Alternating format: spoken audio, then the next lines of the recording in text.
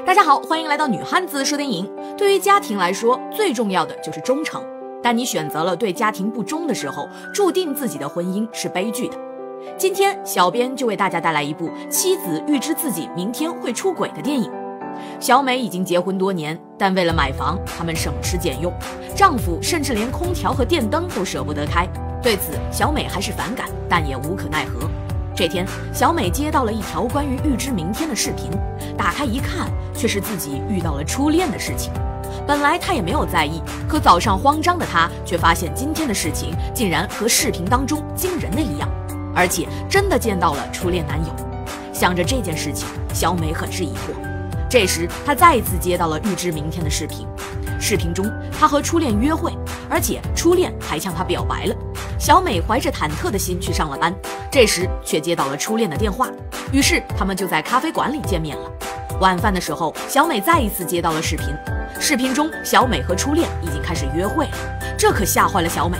但在被丈夫发现后，小美还是搪塞了过去。之后，她还真的接到了初恋的邀请。这到底是自己想要出轨呢，还是小美在按着视频中的事情做呢？看小美还是怀着忐忑的心和初恋在一起了。后来，小美沉迷于明天的我的视频当中，无法自拔。她每天都把自己打扮得漂漂亮亮去约会。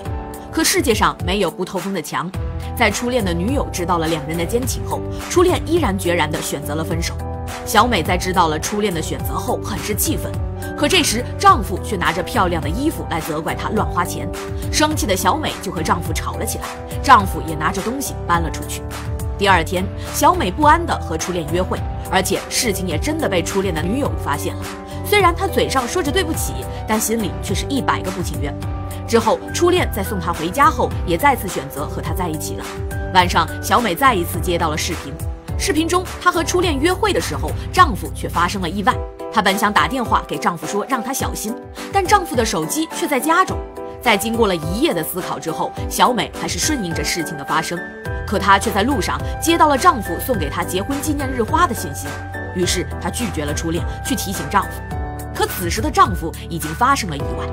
来到丈夫病房的小美以为丈夫已经死了，抱着丈夫是一顿的痛苦，可丈夫却只是骨折了。小美想着，视频中的事情也不是没有办法改变的，于是她决定不再看关于预知的视频，一切都随着心情随意改变吧。就在她对未来充满向往的时候，初恋的女友却从后面给了她一刀。原来视频中被送往急诊的人是小美，而她也最终没有逃脱命运的安排。也许上帝就是这样吧，当你以为命运全靠自己安排的时候，其实命运早就注定了。感谢收看本期的视频，喜欢的不要忘记关注转发哦。